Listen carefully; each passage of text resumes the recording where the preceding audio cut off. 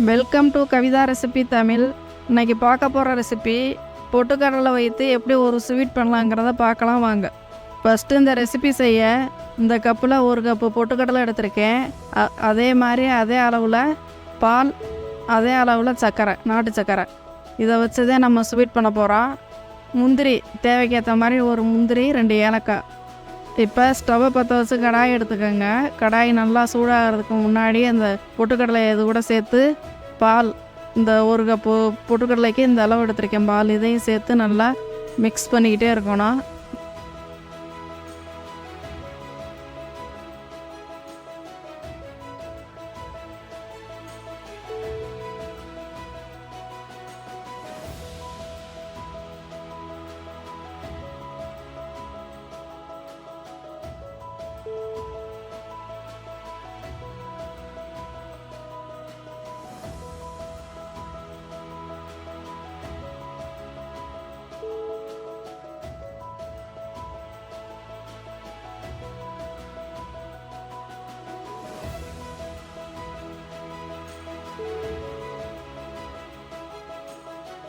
நல்லா இந்த மாதிரி பால் எல்லாமே இந்த மாதிரி இழுத்துக்கிறோம். நல்லா இந்த மாதிரி இப்போ தண்ணியில் போட்டால் எப்படி ஊறிடு, அது மாதிரி இந்த மாதிரி ஊறின மாதிரி இருக்குது பார்த்தீங்களா?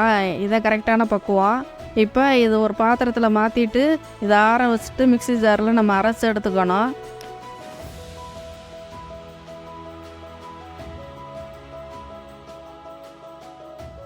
இப்போ மிக்ஸி ஜாரில் இப்போ இதை அரைச்சி எடுத்துக்கலாம். அதுக்கு முன்னாடி 2 ஏலக்காய், தேவைக்கு ஏற்ற மாதிரி 2 முந்திரி சேர்த்து இது கூட இப்போ ஆறுனதையும் இந்த பொட்டுக்கடலையும் சேர்த்து இந்த மாதிரி நல்லா ஒரு பேஸ்ட்டாக அரைச்சிக்கணும்.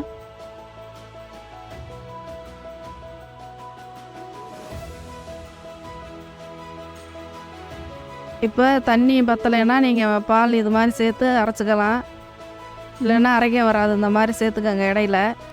இப்போ அந்த பால் சேர்த்துக்கிறேன். அந்த பால் சேர்த்து அரைக்கிறப்போ ஒரு பேஸ்ட்டாக வருது பார்த்தீங்களா? இந்த அளவுக்கு நல்லா அரைச்சி எடுத்துக்கோங்க.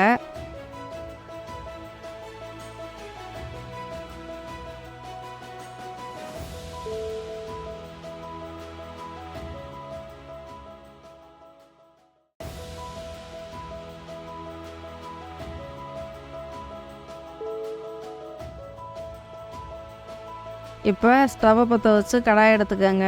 நல்லா கடாய் சூடானதுக்கு முன்னாடி 2 ஸ்பூன் நெய் சேர்த்து இந்த இந்த பொட்டுக்கடலை பேஸ்ட்டை இது கூட சேர்த்து நல்லா இந்த மாதிரி நெய்யிலே வதக்கிக்கணும். இந்த மாதிரி பாத்திரத்தில் அப்படியே ஒட்டின மாதிரி வரும். அதுக்கு முன்னாடி இடையில நெய்யோ இல்லைன்னா எண்ணெயோ சேர்த்து இந்த மாதிரி நல்லா வதக்கிக்கோங்க.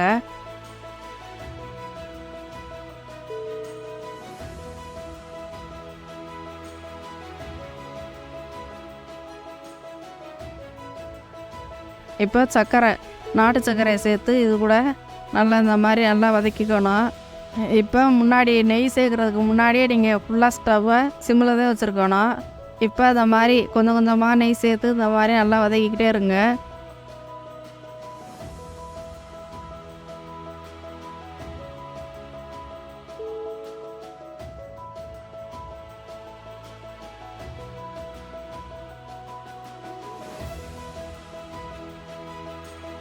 இப்போ நம்ம கிளற பக்குவத்தில் தான் இருக்குது. நல்லா பாத்திரத்தில் ஒட்டாத அளவுக்கு நல்லா அந்த மாதிரி மிக்ஸ் பண்ணிக்கிட்டே இருக்கணும். அடி பிடிக்காத அளவுக்கு தேவைக்கு ஏற்ற மாதிரி நெய் சேர்த்து இந்த மாதிரி நல்லா வதக்கிக்கிட்டே இருக்கணும். இப்போ 10 நிமிஷத்தில் ஒரு ஸ்வீட் ரெடி ஆயிடுச்சு. இப்போ ஒரு தட்டில் இதை மாற்றி எடுத்து வச்சுக்கலாம்.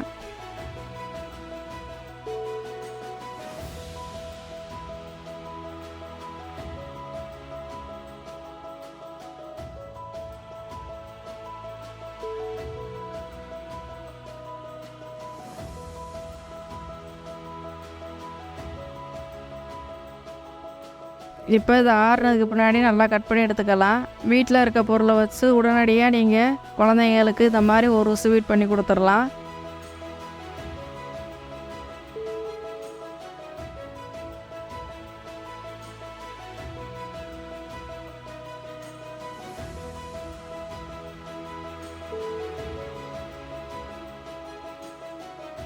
இந்த வீடியோ பிடிச்சிருந்தா லைக் பண்ணுங்கள், ஷேர் பண்ணுங்கள், சப்ஸ்கிரைப் பண்ணுங்கள்.